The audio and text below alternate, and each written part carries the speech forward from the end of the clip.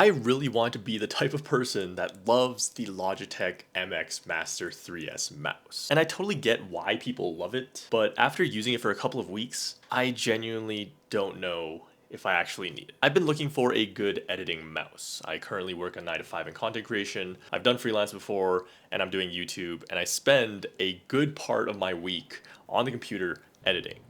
And recently, my mouse, this M800 something, I'll put the screen on here, has just been giving me an absolute headache. It only connects with my one laptop, and I have to reconnect it every time the mouse falls asleep on my work laptop, making the workflow just absolutely terrible, and I hate using this mouse. So when I was searching up what are the best editing mice, I found the MX Master 3S. It was highly recommended for all the functionality, the ergonomics, the settings that you can kind of customize, and it seemed overall that Reddit had a really high rating for this mouse in particular. So I decided to give it a try. Even if you listen to the selling points for this mouse, it says like ultimate optimization for productivity and workflow, high quality electromagnetic scroll wheel, gesture buttons, programmable things. It's like marketed really well towards editing. And I genuinely thought that it would improve my editing process and kind of cut down on the time that I'm spending editing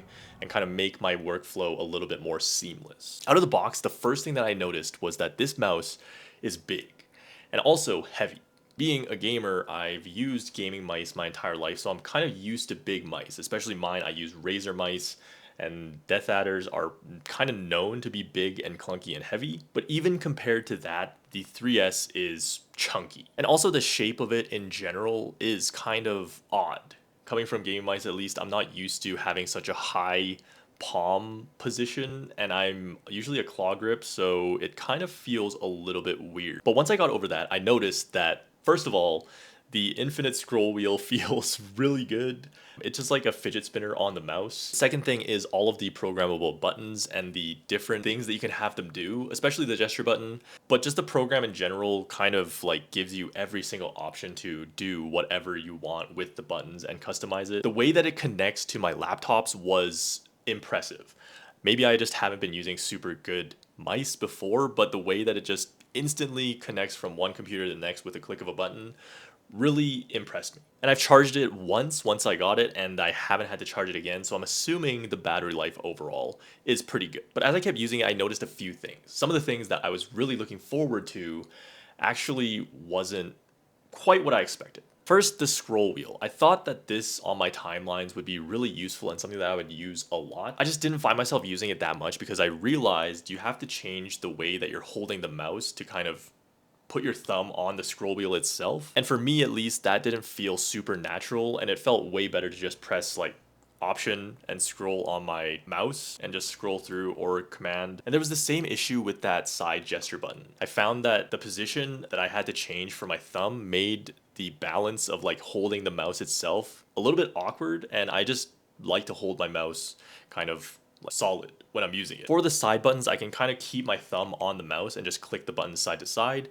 But for the side scroll and the gesture button, I would have to take my thumb completely off of the mouse, and it felt like I was just letting go to a certain extent. But the final thing that kind of broke the camel's back was the price and how I was using the mouse. The $140 price tag that comes with it at a certain point just didn't feel worth it to me. I was genuinely forgetting about the side scroll wheel and the gesture button, and at the end of the day, I was just kind of using the front and back buttons. I might have just been putting like useless keybinds on those buttons. I don't know if anyone has this mouse and uses it for editing on DaVinci Resolve.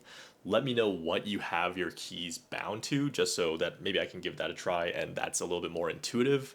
But as of right now, the buttons that I had it on, I just wasn't using it that much. But I think this mouse overall is a good example of how my buying habits for gear have shifted over time. When I was just starting out, I would kind of buy the best or most recommended pieces and just make it work, just fit my workflow around those pieces. But I think over time, I have very quickly come to realize that it's not worth blowing my money on things that I actually don't intuitively feel are useful to me and match my workflow in general.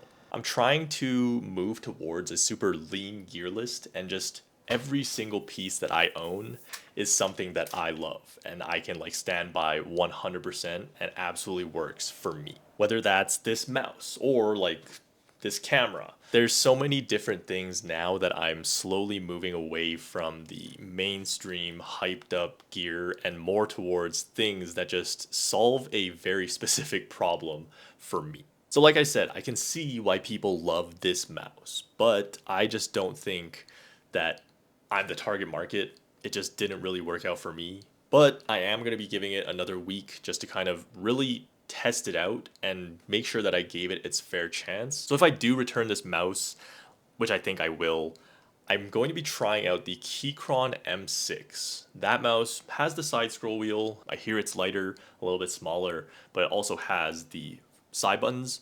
So I'm hoping that this will be the nice balance between something that is budget friendly, but also performance based and just more intuitive for my uses. So I hope you enjoyed that video. I'm gonna be coming out with a video about this Sony camera that replaced the RX 107 for me at least, and how I'm gonna be trying to learn like photography with this. Never really been a photography guy, just been videos, but this is my first photography focused camera and it's been a lot of fun to learn with. I'm gonna be going and breaking down why I chose to use this camera instead of spending like $2,000 plus on an RX-7. But I think that's about it for this video, so I'll see you guys next time.